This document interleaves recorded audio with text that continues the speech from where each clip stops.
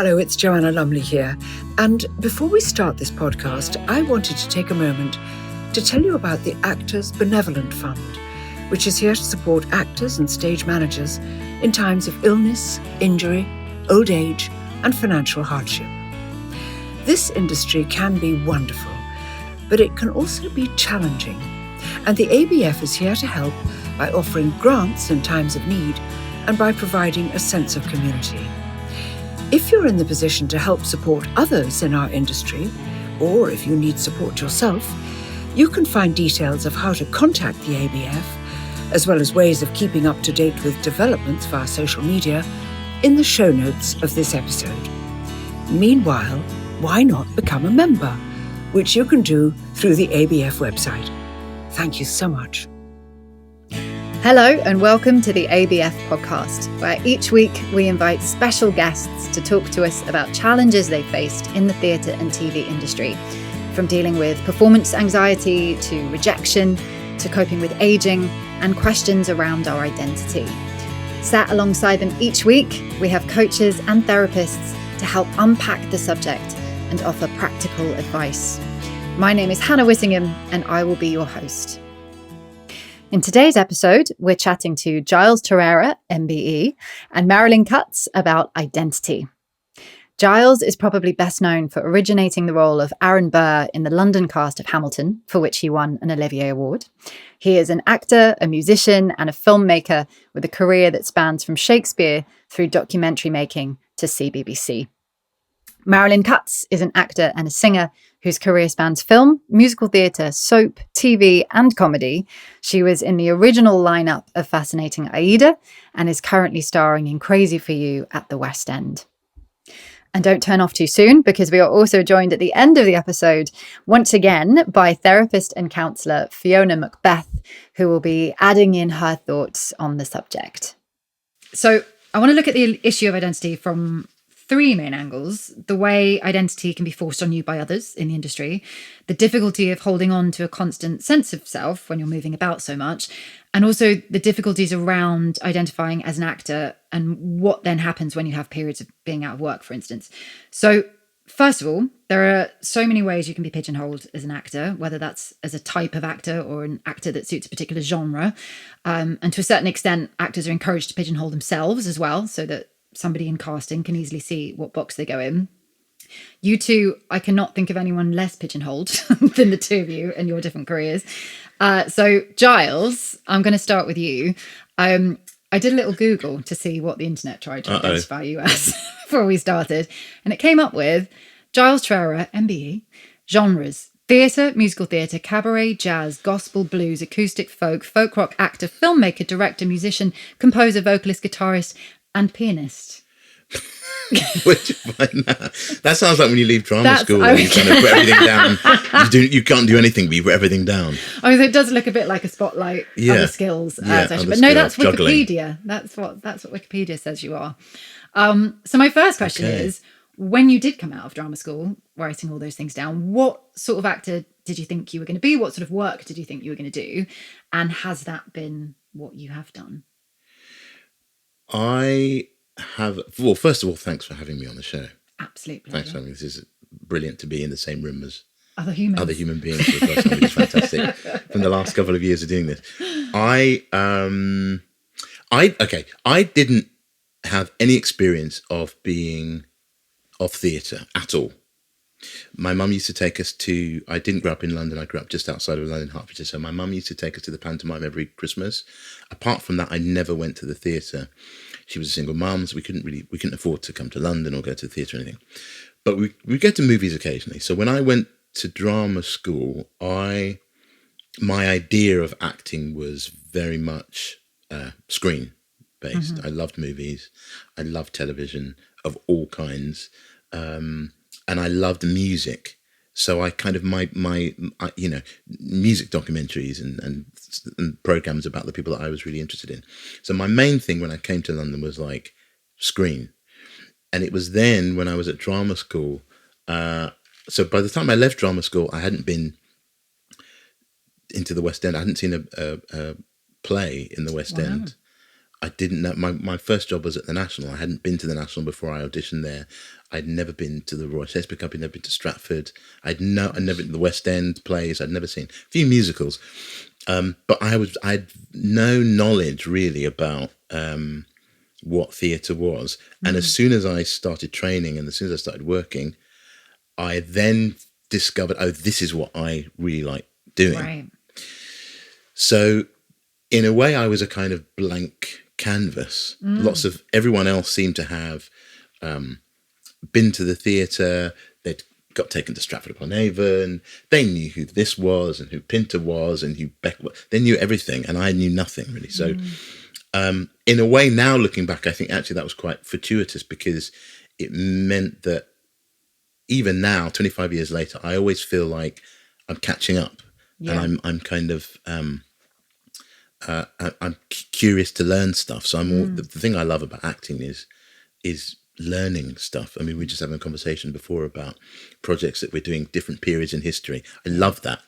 So when I left drama school, what kind of actor did I want to be? I just wanted to. I never really saw myself as an actor. Okay. Interesting. That's one. I saw myself as a storyteller. Okay. That's what I would see myself. That was what I'd call myself, as a storyteller, because I started out in music. So I was in bands and stuff. So for me, there's no difference between music and movement and spoken word. They're all the same thing. And also culturally, the tradition I come from, an African tradition, there's no difference at all. Yeah. Until you're creatively expressing yourself, music and movement and dance is all the same thing.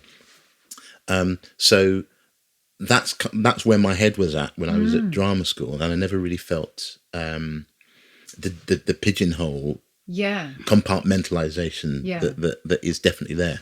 Did other people try to do that to you? I was always really encouraged to explore lots of different things. So you read a few things out on there, and I was always really encouraged to explore music. So I asked in the third year to be in the Shakespeare, and our head of acting said, yes, and you write music as well, so you got to write the music for the songs. Oh, wow. It was As You Like It.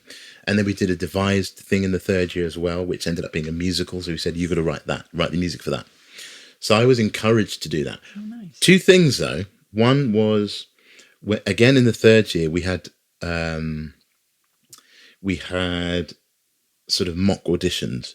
And in one of the auditions, we had professionals invited to come in, and we'd go in and do the audition for them, and they'd critique us as if it were out in the profession. And I did To Be or Not to Be, because that's what I wanted to do. And the guy said, he was not one of the teachers. He was someone who's brought in from outside. I must stress that. Yeah. He was like, okay, well, it was good, but you're probably not going to be playing Hamlet. Right. So we need to find something else, for you to do. So that immediately was like, in the first instance, I was a bit kind of struck, taken aback by it. And then afterwards, outside the room, I was like, what the fuck? What? If I want to do Hamlet, I'll do Hamlet. Yeah. So even then, I was like, okay, I was aware of how wrong that was. But I think the key thing for us as actors or storytellers is to have a really strong sense of identity, who you are. Yeah. And at that point, I kind of did. I was like, well, I'll do things that I kind of I want to do. So I left, and one of my first auditions was at the National, and I did To Be or Not to Be and got the job. Wow. So for me, it was a big lesson. I mean, like, just focus on what you want to do. What other people want you to do is you are at the mercy of, aren't you, to a certain extent. But if you in the first instance have a really clear idea about who you are and what you want to do, that's the starting point. It's tough. I don't know what your experience of that was. Same two questions to you. What did you think your career was going to be? What sort of career was it when you started, and has it ended up that way? I thought that I would be doing Shakespeare, Ibsen and Chekhov, and it hasn't ended up like that at all. Because I did a postgraduate diploma in drama, which was just a year, and I was told then, well, you're a bit short to be a Juve lead, and you'll come into your own in your mid-30s. Oh, lovely. How old were you at the time? I was about 24. Lovely. Just what you want. Good. No, I was younger than that, 23, I suppose. And my first job was in TIE. And then I understudied on a tour of Godspell and realised that I could sing a bit, but I'd have to work on it. I'd done... and yes, this is the other thing that happened then. I wasn't fitting in. And I remember going to the theatre doctor in York, who was a very wise, grey-haired woman. And she said, well, you see, my dear, after we chatted for a bit, you've got one silk stocking and one blue one. Right. And I could absolutely identify with that. I have got an academic side to my mind, and then I've got the ta-da! Yeah. And I hadn't when she put it like that, I thought, yes, that's me. I'll accept that. I'll accept that I've got those two areas. So don't try and make one superior to the other. Just accept it. So I did. I had found it quite hard to accept that musicals was the way I was going to go, because that wasn't where my head, or I think necessarily my heart was. Right. But then I realised that I could make a living doing that. And that's a great eye-opener. So I thought, right, I'm getting work doing this, I'll do this. Yeah. And then when straight plays came along, sadly never a Chekhov, I was very happy to do that. One of the things that struck me about what you just said is accepting what it is that you are, or at least, what you give off as a performer, what your strengths and weaknesses are. Yeah, I think that's a really important thing as a performer, or as a creative person anyway. You have to know this is what I'm really good at, this is what I'm pretty good at, this is what I'm okay at, this is what I'm not so good at. And really then you know what you can work on. And then if you get rejection, for instance, if you don't get a job, you can say, well, okay, I did my best at that. They saw everything that that I could offer, and therefore it's not necessarily a kind of reflection of me as a person. It's just that is what my skill is, that is what my strength is. Yeah. I think it's kind of important to be able to then navigate your way through. Everyone's going to have an opinion, producers and casting directors, and you have to be able to have a strong sense of who you are and what your strengths and weaknesses are, to be able to navigate that, I find. I'm quite good at accents, and I could count the number of parts where I've been able to use my own voice on one hand. That's using a skill, but also in a way, maybe that's pigeonholed me. I sometimes think if I could have done more Shakespeare and stuff where I was able to speak as me, because one's voice that's you, isn't it, coming out? Yeah. And those parts have been pretty non-existent from my point of view. But that's okay, because I'm basically very shy, so I'm happy hiding me. That's interesting. And doing something else. But I'm also interested with you, Marilyn, having had such a long career, have you found that the thing that you are seen as being has changed quite significantly throughout that? And in what way? No, serviceable. I'm serviceable, and that hasn't changed. Put in a penny and out it comes. What has changed, because I've have my equity card for nearly 50 years now. Wow. Is, of course, I did do the Juve lead things when I started, although I wasn't necessarily their first choice. And so, it's like Sondheim put it, first you're another slow white vamp, then someone's mother, then your camp. That's me. Now I do. So camp. Happy we got to do that, Marilyn. Didn't know you were going to get that for your money. So thrilled.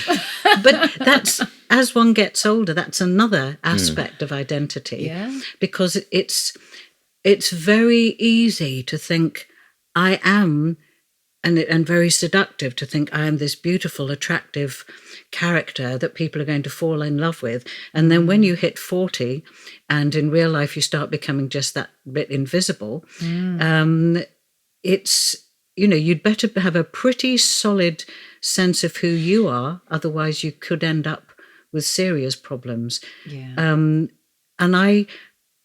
the one thing I have found interesting about that journey is that instead of, and I know there's a special test for this, isn't there, in screenplays, how many women's roles are there in this that are not connected with a man, that when you get away from those Juve lead roles that are invariably, there's a great deal of romance attached to them, you start having other things to think about. You can, it's a different kind of love if you're a parent, or if you're a business person, or if if you're farming and the farm's gone under and all that stuff. It's the roles get more interesting, I have to say, because just because the way that things have been written in the past, that's the way that women have been perceived, not necessarily now, thank heavens. So I'd say the parts get more interesting because they get more complex. That's really heartening, I think, for, there's such a perception that roles dwindle so much the older you get, particularly for women on screen, I think. Well, and it's a great example of why you need to make sure you have a strong relationship with who you are as a person, because when you get to play that part, but you've lived a rich, full life, varied life, which means that you're able to bring that. Whereas if you live life for what other people want, then to the detriment of yourself, you're missing out, because that's what you're bringing to, what you're bringing to your roles and your parts. Yeah. I mean, we'll touch on this a little bit later, but I'm also curious to know what both of you think about actors who go from, to be fair, both of you are sort of like this anyway, but actors who go from one job to another seamlessly and don't have much experience outside of the acting world, and whether there is an argument to be made that being out of work is really useful as an actor because you have other experiences. I think it's incredibly important because one thing, it makes you realise how privileged you are to do something that you love, when some people are just trying to, earn enough to pay the rent. And well, it's just meeting people outside the business with different attitudes. It's fun, and you learn about stuff and different things. And you obviously love research, and that's it. It's seeing all those other areas, not just a load of people talking about a script in a room. In theatre, or on stage or on screen, you are playing interesting people, interesting lives at the most crunchy, complex part of their existence. That's what we see when we see plays, people in the most interesting bits of their life. So you need to bring stuff to that. You need to bring stuff into the room. I think it's really important to have a life outside of theatre. I don't know what they always used to say, and I have had 2 agents, and both of them have said the same thing, which is you need to have a life outside of the theatre. Yeah. Because there's going to be times when you're not working, and you're going to need the fuel to bring into the room and all of that. So I think it's very important. And, they said, if you are defined by what you are as an actor, then you're going to, what happens when you're not an actor? Or what happens when you're not doing it? Yeah. So you need to really kind of take care of yourself first. And I've always found that, see myself as a human being first, and then as an actor. For me also, as a person of colour, if you're a black man, then before I was even an actor, I was very much aware of what other people thought I was and what I should be, and what I was and what I wasn't, and what I should be and what I shouldn't be. And if I were to live what people think I am, I'd be in massive trouble. Yeah. Do you know what I mean? Yeah. So even before acting, even before theatre's done, as a human being, I had to learn, my mother taught me very well. It's like, you need to know who you are. So if someone calls you a name in the street, that's their thing. Yeah. That's their ignorance. That's their fear. That's their anger, whatever. I need to know who I am in all of that. And I think as an actor, as a performer, it's no different, really. If someone doesn't want you, you go for an audition and you don't get the part, I need to know, okay, well, I wasn't what they wanted. Yeah. Doesn't mean I'm a bad actor, or Yeah, it just yeah, means I was not what they wanted at that particular time. So I think you have to be very careful because it's tough. I did a thing where, I don't know if you've ever been on audition panels. I used to be on an audition panel, and that was fascinating because you realise people come in, and you do realise that the casting director, the choreographer, they are looking at the jigsaw puzzle of it all. Yeah. So when we go in and we hear, from our agent, oh, you didn't get the job because, they're looking at this other actress or this other actor as well and putting you together and stuff. You kind of think, oh no, it's just me they didn't want. But actually, no, they are. There's a whole jigsaw going on. The director's trying to see the whole thing and work out, okay, this person here, this person there. And it was actually quite liberating because I was like, actually, no, it's not necessarily personal, as you say.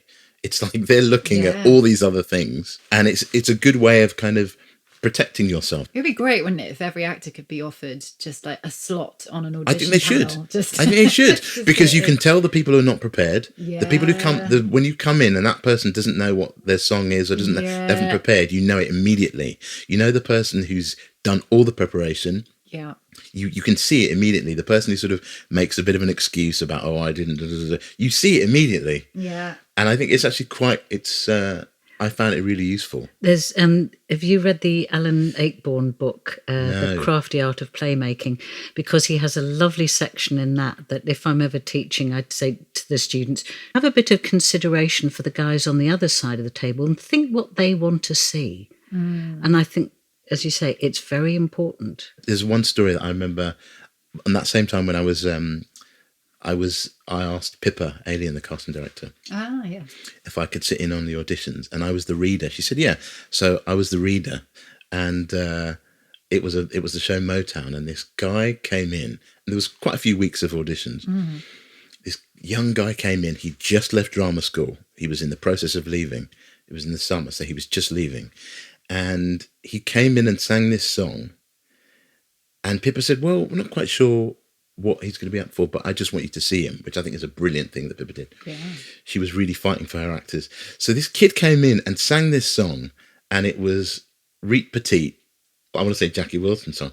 And so it's a big high energy song. Yeah. He came in and he was this tiny little kid. He was probably 18, 20, maybe 19. He came in, did this song, hit this big high note, and what appeared to me was leapt singing this high note out of the door. Now I'm remembering that kind of wrongly, but that's what it felt like. While still singing this high note, and he went out, and the entire panel stood up and clapped. No. And I hope I'm not out of turn saying this, but the director was like, I don't know where we're going to put him in the show, but this is going to be his first show. And the kid came in and he said exactly that. He said, we're going to find a place for you in this production. It makes me tear up to even think about it, because the kid was so happy about that. And I thought, good for you. You've made a decision about that. You've said, I'm going to go in, I'm going to do this. This is what I feel about this song. Yeah. Whether they want it or not, this is what I feel about it. And that was evident the moment he came into the room, and he got the job. So I was thinking, you can't really control anything else other than what you bring into that room. And so, what do you feel about it? What do you feel about that song? But to move it into sort of the rest of an actor's life, I suppose, once you get the job, obviously a lot of actors are going to be changing casts really frequently. A lot of actors, if you're working on a set, you're going to be in lots of locations all over the place. First of all, are you both people pleasers? Because I feel like that can really affect how much you feel like you have to shift your personality potentially from one cast of people to another, to different working environments. Is that something that you find you do? And does it affect how you sort of change yourself in any way from production to production? At the moment, I just, because I've got rather a lot on, I've said to everyone, I'm going to be Mrs. Antisocial, and they've had to put up with that. I will be much more sociable when this very busy time for me is over. I long to go bowling with the rest of the company. It's not a sentence I thought I'd hear you say today, Marilyn. No, we do. We have a bowling team. And I want to go along and join in. But yes, I do have I don't think I'm a people pleaser. I hope I'm always polite. and courteous to people. But I'm not going to deviate or try and bend the way I am as a person and pretend that I like something if I don't, because life's too short. Would you like to come and watch Barbie? You know what? I haven't read War and Peace yet, so no. So that's the way I think of things. Yeah. But, be truthful to yourself, and then you cannot be false to any man. Yeah, that's me. I guess, yeah. And I probably did try. I think we all do at one point, don't we? Because we want to fit in. But I'm much more at ease with who I am now. And I also have fantastic friends, and they're very important to me and who I am. So that's my base, if you like. I hope that I will always be a team player. I think that's maybe more important than being a people pleaser. Yeah. I have the added advantage that I'm a good baker, so I take. I can vouch for that. I can absolutely. See, now that's vouch fighting for that. talk, because I'm going to need to. Well, there you are, you see. And Marilyn's brownies. I've been talking about these for about 10 months now. So you definitely are a people pleaser, because I'm just, by the sounds of it. Maybe I am. A lot of people will be very pleased when those matinees where the brownies come in. But that's an important point, because isn't it? Because it's like you saying, okay, well, going out bowling and the social things, you have to again know yourself. Yeah. You have to know that, okay, yes, if I do that, maybe this won't happen, or if I do that, I've got to go do the matinee tomorrow. Whatever. Exactly, because when I was with Fascinating Aida, and this is a long time ago, people would say, "Oh, come out for a drink," and I'd say, "If I come out for a drink now, you don't get a show tomorrow," because I was singing the top line in 18 numbers. Wow. No, and all the travelling in between. Yeah, and you have to. Yeah, and if people understand that, then good. If they don't, then tough. Sorry. Yeah. No, and actually that's a really important one. I'm really overjoyed to be in a room with two musical theatre people, because this is what I always used to find, is that I'm the same. There are some people who have vocal cords of steel and seem to be able to go out and not even if they're, I find you don't even have to drink anything. If you're in a loud room and you're just trying to talk over people to have a conversation for an hour, I was exactly the same, and I couldn't really go out because I would find that if I didn't, I wouldn't be able to sing the next day. And that can lead to some slightly strange behaviour back at you sometimes, when people think you're being very antisocial or you don't want to hang out with those people. How have you got vocal cords of steel? No, very the opposite. I remember doing a show, and those people that can go out and party, and then even more than that, the people that can come in and not warm up, and just go on and sound like an angel. Yeah. And I was like, oh my God, I've got to be there doing my thing. But that's just, again, that's that person. That's not me. I've got to know what I'm terrible. When I started working, you still smoke in bars and things. So you'd come in on the matinee and you go, oh my gosh. You had a drink and you really feel it. So immediately I was like, no, I can't do that. That's not something I can do. I've got to look after myself. But I can't. I think actually I can be a people pleaser. Okay. I think, because... Do you bake? No, but I don't like. I wish I could bake. If you do, I would like you as a friend. No, although there's a point where I was like, I want to get into cakes. Okay. So me and my friend, I was in a show, and he was into cakes. I was like, okay, we'll do a thing. I wasn't great at it. Okay. But I think you don't want to be you don't want to be a asshole to anyone. You don't want people to think that you're not a team player, or you're trouble, you're whatever. So I think sometimes, because we are working with ourselves, it's not like we're in an office and we go home and we're a different person. It's us. We're working with ourselves, and so there can be a line sometimes where you have to go, actually, it's fine if you don't go bowling, if you don't go to see Barbie. It's fine. That's because, as you say, stuff kind of comes back sometimes. Yeah. But it's like, no. This is what I will do and won't do. I think that's kind of important to know that. And Marilyn, you mentioned something interesting there as well about the fact that you have a group of wonderful friends who also help keep that kind of sense of identity between stuff. I imagine you have toured around quite a lot, particularly with different shows. How do you keep those connections going? Because I think a lot of actors suffer with not being in constant relationship with constant people in their lives. Well, fortunately, quite a few of my friends are dotted around the country, so Oh, when lovely. I'm touring, I just go and stay with them. Right. Brilliant. Yeah. 2 birds, 1 stone. Lovely. But no, it can be an issue. Thank heavens for mobile phones. I also I'm very good at sending out postcards to people, not just emails, but if you're going to interesting places, and many of the theatres that we go to are in interesting places, I love going to visit whatever is there, whether it's a Hadrian's Wall or a local museum or something, and then send cards to my friends about it, and just stay in touch, because all friendships need to be nurtured. You can't let them go, and just because you're on tour doesn't mean that you're not thinking about people. So yes, I try to nurture my friendships. Yeah. Oh, that's really lovely. The postcard idea, I think, is a really, really nice one. Even if you're in a really boring place, I'd love to get a really random postcard from a sort of terrible corner shop somewhere. Well, yes, this is a very boring place. Do not come. Exactly. Here is a picture of their postbox. Yeah. Most exciting thing in town. How about you, Giles? That's something that I'm not good at. Okay. I can be not good at sometimes, because I am quite a I'm someone who's okay with their own company, and I can be quite self-contained. So sometimes it's easy for me to kind of go, I'm being in antisocial mode.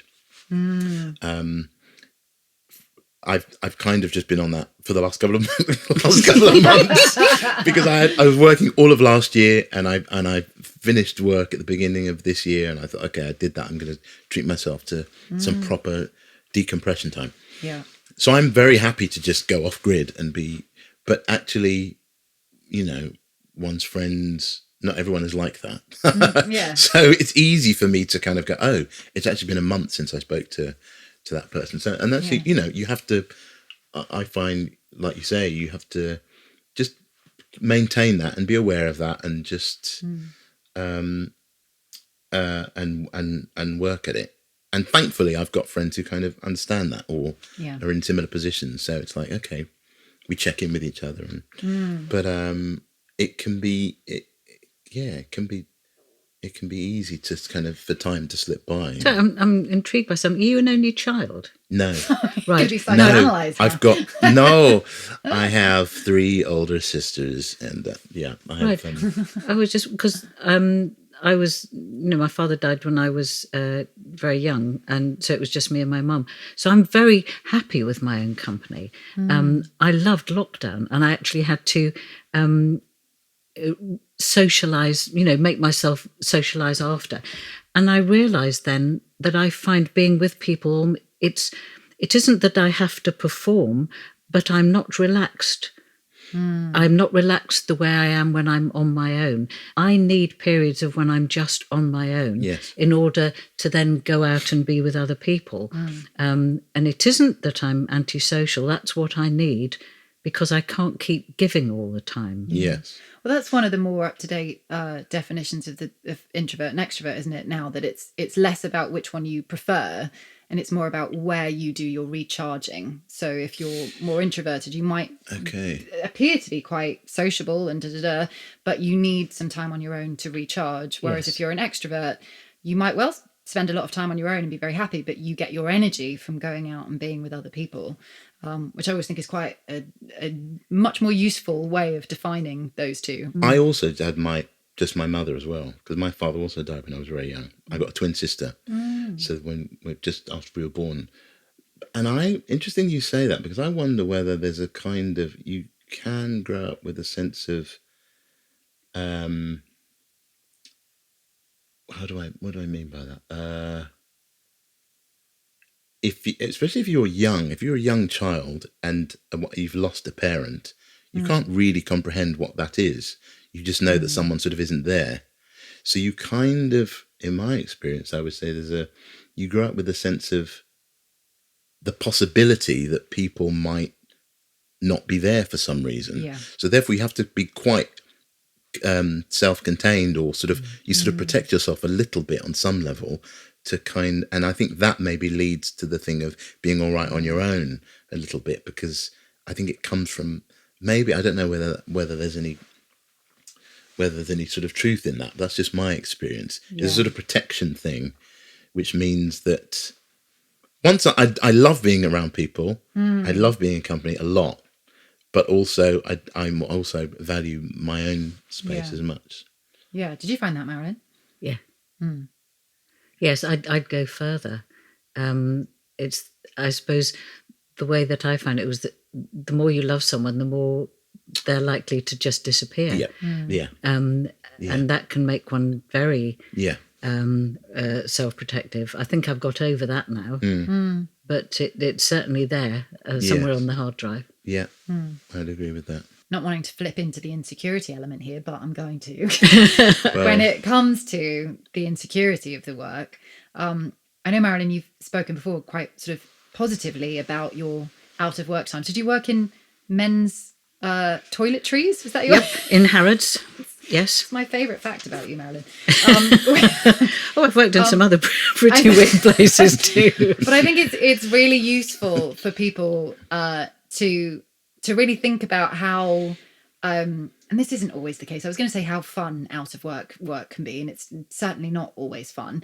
But you seem to be someone who has taken a lot from the very short periods of life that you've not been actively working actor-wise.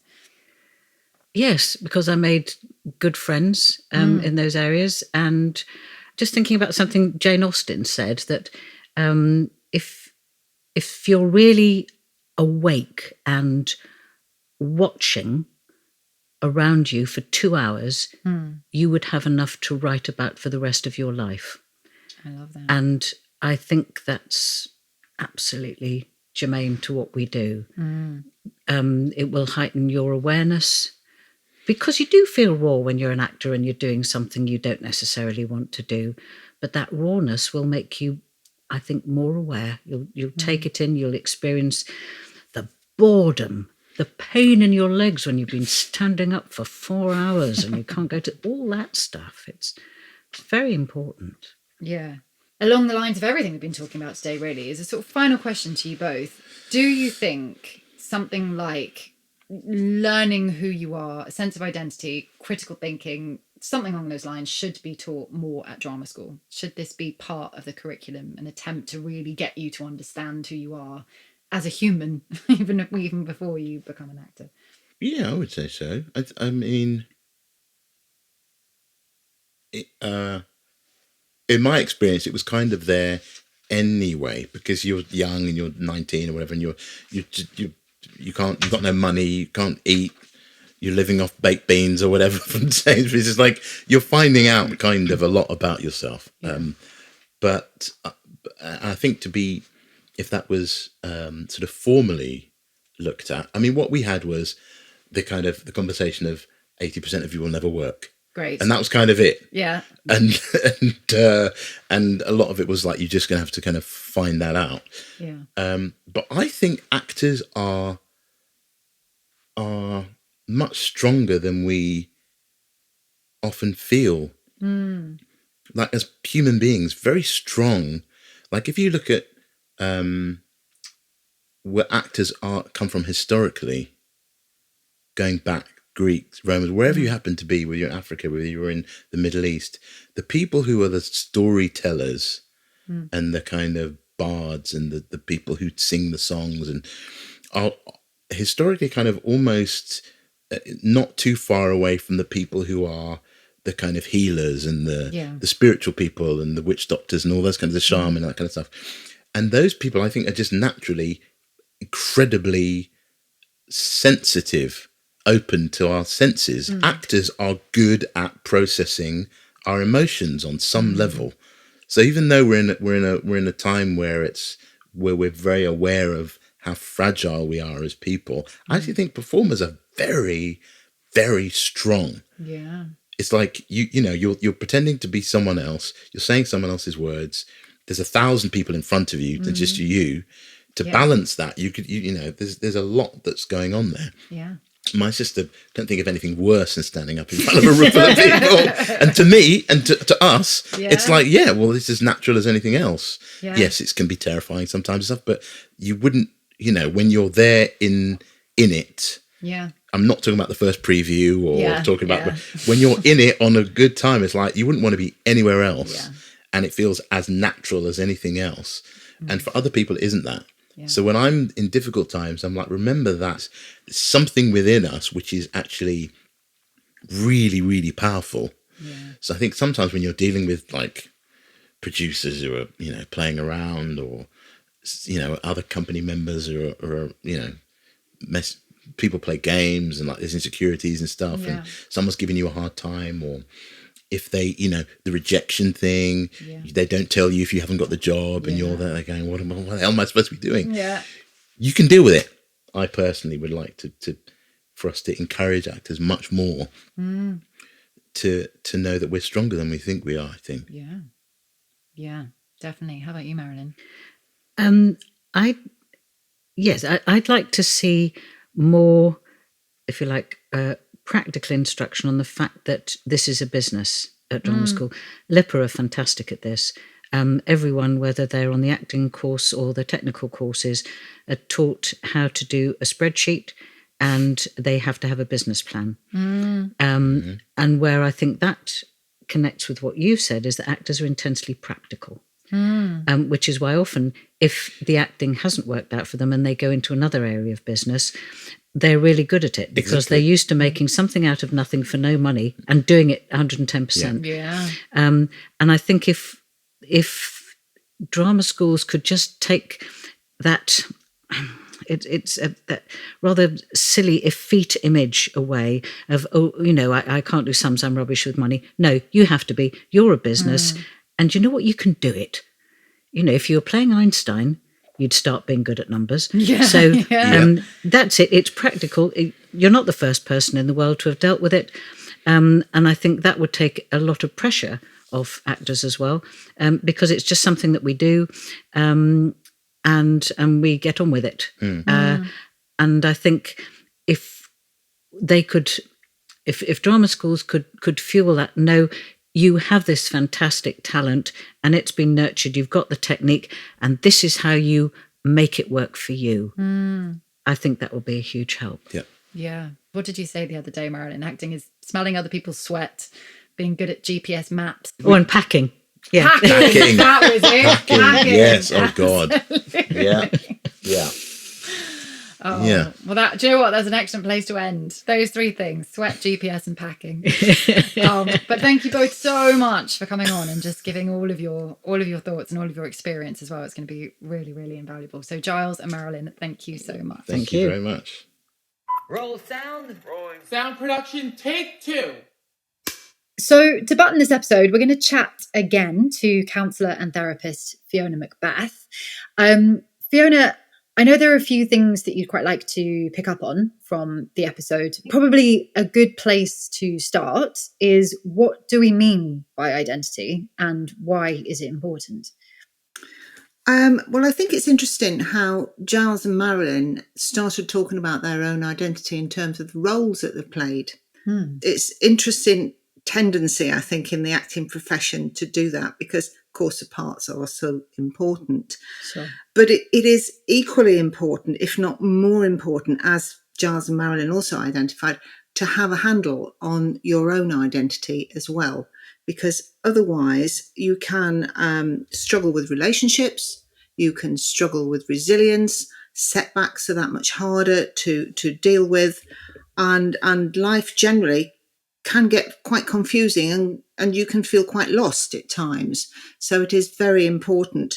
And I suppose if you try to define identity, and let's say up front that we all have several aspects of many aspects of our identity. So it's not just one size fits and that's who I am. We have different aspects and they're not hopefully all available at the same time, but they are available at appropriate times to the situation that we're in. And I suppose more than anything, it's a combination of personality traits, abilities, likes and dislikes, experience and skills, and most importantly, our deepest held core beliefs, morals and motivations. That's the kind of pack that we're talking about here. And that's the thing that we hope that we do have a bit of a handle on at all times.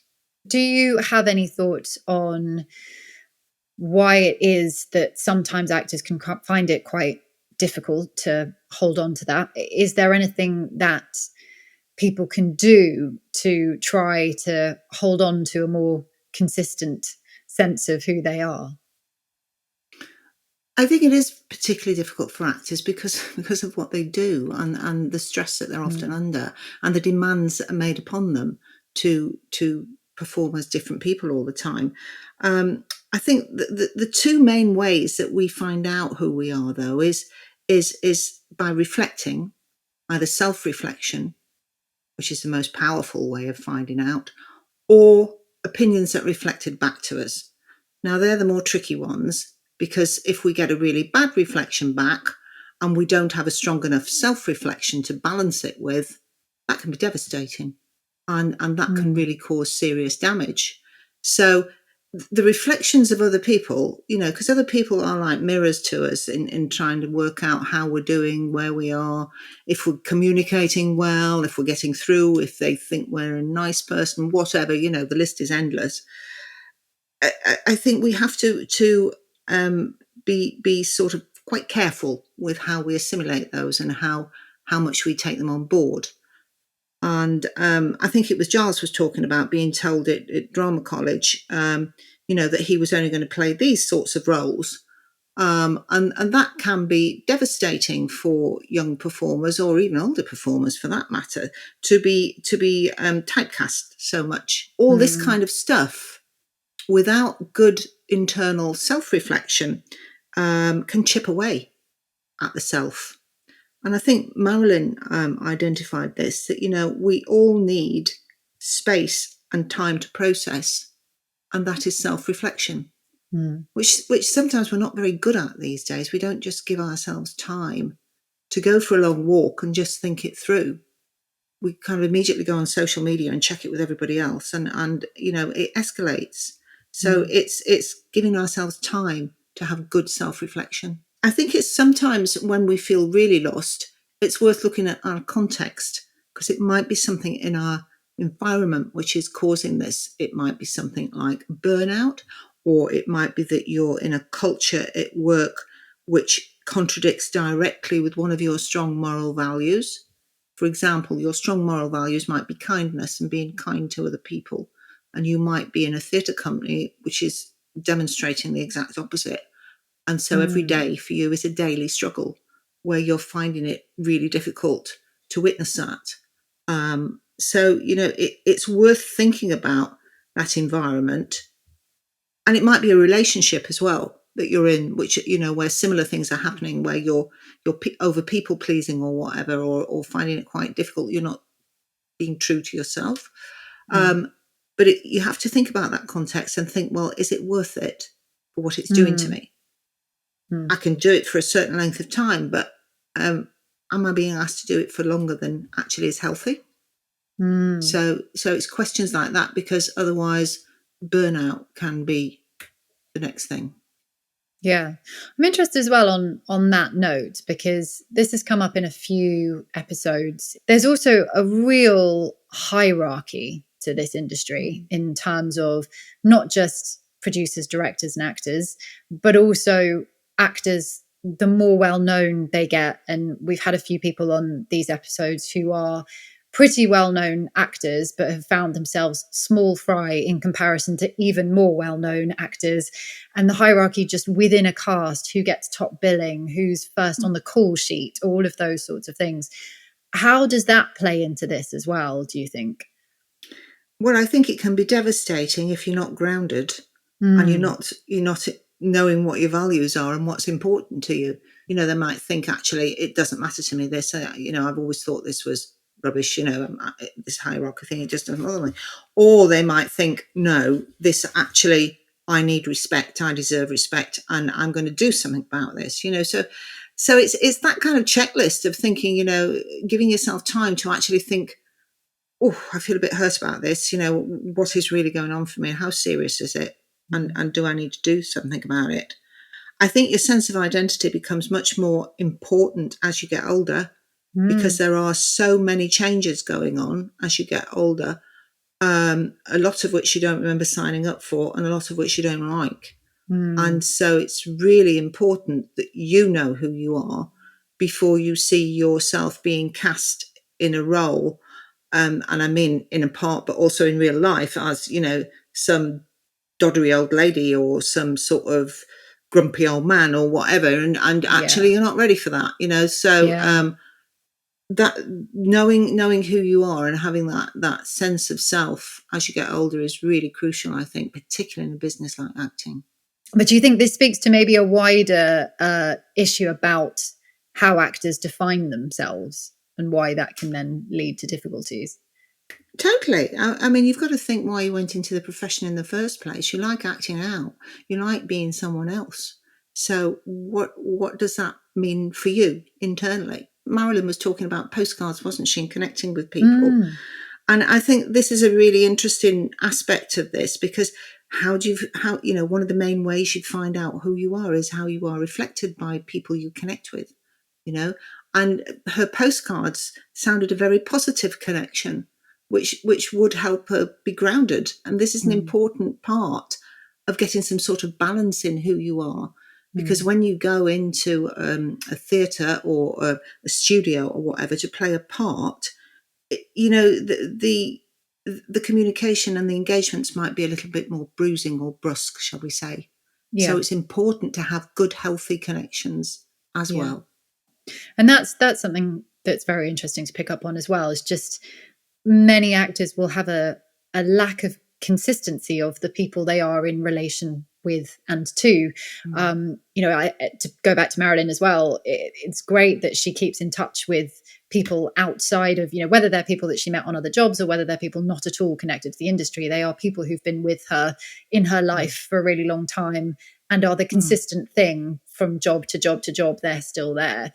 And I think a lot of people, probably especially younger actors who are maybe taking all the jobs because they need the money and they're touring or they're on set or they're wherever they are, how can people put things in place, do you think, to help with that? Because as you say, you are reflected back in the relations you have with other people. And if you don't have the same or consistent people around, that's going to be really hard. Yeah. I mean, for the older actor, you can think, well, if you're in a difficult situation, well, I'm bigger than this. I've done other things. I've been around a block a bit. I've seen this before. This is not going to diminish me. But if it's your second, third job or whatever, that is more difficult. And this is where well-being comes into it, and self-care. Yeah. This is where sort of developing your routines, doing the things that make you feel better, whether it be yoga or controlled breathing or mindfulness or walking in the woods or whatever, but making time for these things so that you can create balance in your life and not just expose yourself to bruising and anxiety all the time. Yeah. No, that's great. And I know you had some thoughts as well around sort of actors and emotional processing when it comes to identity. I think it was Giles said that, we're really good at emotional processing, and I'm sure, most actors are, but do they actually use it for themselves? I think they use it in terms of roles and understanding the emotions going on for the character. But, for themselves, do they actually allow themselves time to actually think emotionally what is going on for them? And trying to regulate their own emotions as well, and get some balance within that as well. Yeah, I mean, do you have any other thoughts about anything that drama colleges and trainings in general can be doing around this?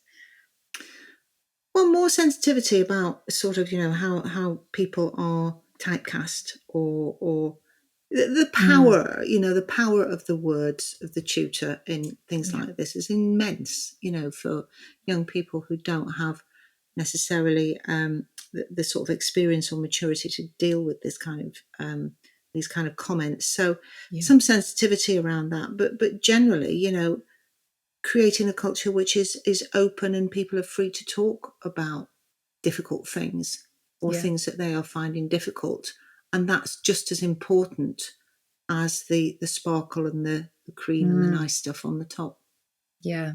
Well, that's all extremely helpful. Fiona Macbeth, thank you very much for joining us again. Thank you for listening to the ABF podcast. If you've been affected by any of the issues raised in this episode, you can find helpful links in the show notes. If you would like to become a member of the ABF, support us, or require support, you can find everything you need on our website, details of which are also in the show notes. Until next time, goodbye.